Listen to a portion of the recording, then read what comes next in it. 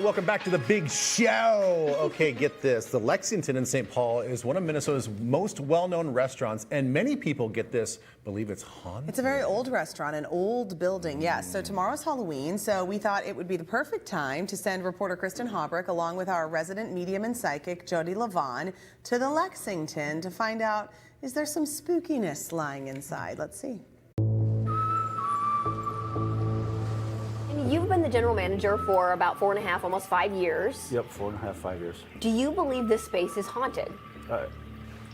Yes, I do. After coming to the Lexington and working here, it certainly made me a believer. Mm-hmm. And you're not that type, though. You're skeptical, given your role as the GM. You know, I always felt there was something, spiritual, in the world. Mm-hmm. And after working here, I'm a 100% believer. Are you feeling anything initially as you walk in? Oh yeah, like boom, absolutely. So there's a lot of spirit activity here. There's not just one spirit.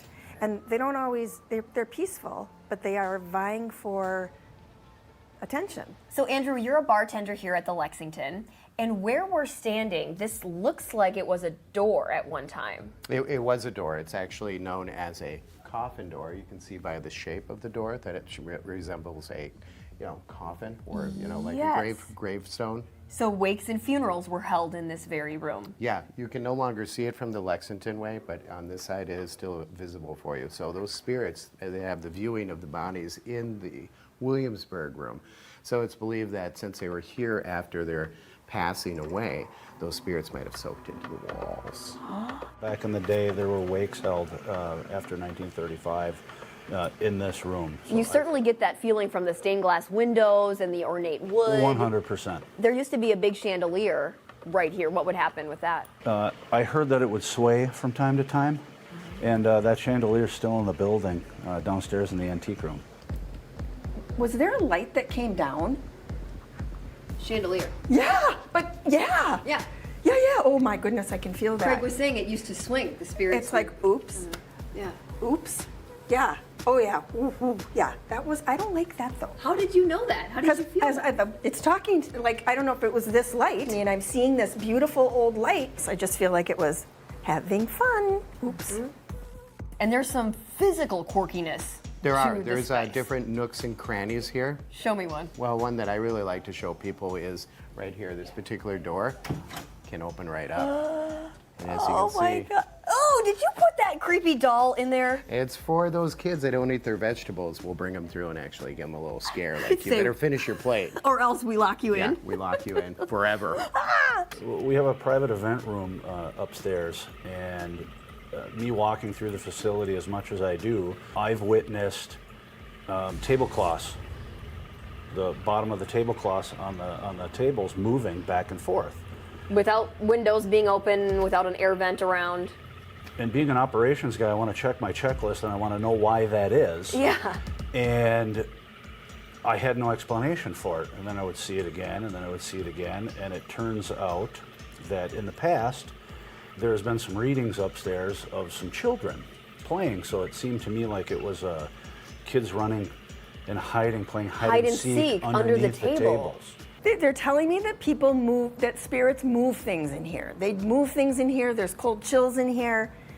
There's a lot of activity in here, but there's so much I'm actually jammed. Does that make sense? Yeah. It's like they're all talking to me at once. Did the people that managed it lived here? Did they ever live upstairs? Are there children that used to run through here? Because I'm feeling like little children running through here. Yeah, and they were so cute. Apartments were up here. There were apartments here. Oh, there were. Oh my God, I'm getting the chills so much. Yes, and they want to be heard. They do stuff too. They do. Right. They want to be heard, and they're.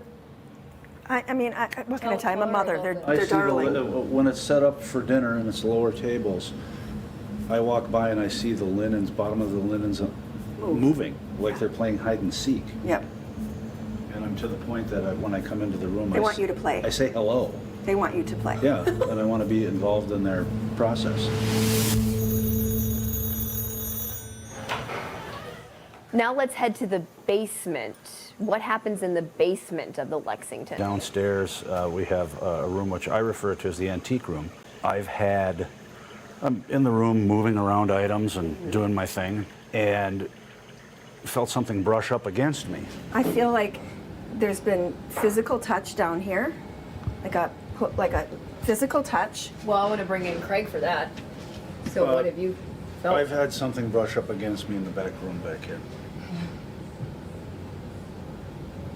Again, very different energy. That wasn't to be playful. That was to say, I'm here, and you're in my space. I think it was an old former employee that lives downstairs. Ooh. I 100% believe it. You have talked with the paranormal investigators, and you've been able to ask a question of a spirit that We was made down contact here. to the other side. Tell me about that. With the lights on, and came down here, and there's some stuff that is written in there, and the paranormal person made a plea to the spirits that are here, past employees that have passed away, if anyone in the room could be identified by name. And the particular employee that had passed away, I had a connection for the last 30, 35 years for sure. Like friendship? Yeah, definitely, besides working here, outside of here. And we played back that recorder, and clear as day, my name was said, Andrew. Oh! And yeah, it really shook me up. Why would this person be so territorial of this room, Craig? I believe this was an old office for a chef in the past at one point in time. Was it a chef? It was a chef in charge. Back 40s, 50s. I almost feel like this guy had stomach cancer or something. No. Is And- that how he passed away? Yeah. I would like to understand how we can, if there's a way that we can help. Get the icky, the stuff that's not necessary in here, that's in here. Don't use it as a storage closet. Which, you know, you have to do what you have to do. Wow, he's bossing you around, Craig. And That's him. Yeah, it's a little overwhelming for me because I think that you've touched on a lot of feelings that I'm having standing here, and it's very personal for me, and I'm having a hard time with it. there really is a beautiful light for you to be in, and there will be no more pain.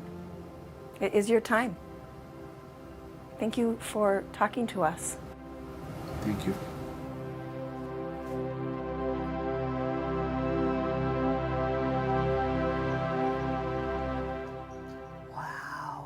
Okay, no. Are you getting nervous? Yes, I'm nervous. If I walked into a room and I knew that there'd be some spiritual kids wanting to play with me. Well, yeah, they're just in it for a good time, No. though. You know? If you're a ghost and you're gonna haunt me, just don't be a kid, because that's way more freaky than like an adult haunting. It is funny how he says he walks in and he says hello because he's so used to it. I think you find that a lot in these places where they say there's a ghost or there's someone living there, that you just start to get so used to it that you're just like, okay, hi, you're going to be here. We might as well make peace. Fascinating. Yeah. No thanks. Listen, if you're interested in discovering more about the hauntings at the Lex, there's a paranormal cocktail party taking place tonight at 6. Ben might be at the head of the table. Paranormal investigator and friend of Twin Cities Live, Dave Schrader, spent a night at the restaurant. He's going to reveal his findings. And you can also spend an evening with Jodi on November 2nd. She's going to be at the Minnetonka Community Education Center talking about the meanings behind numbers, symbols, and signs. Ooh, I like that. But that's about the only way I could do one of those things, if you just get me just like really wasted.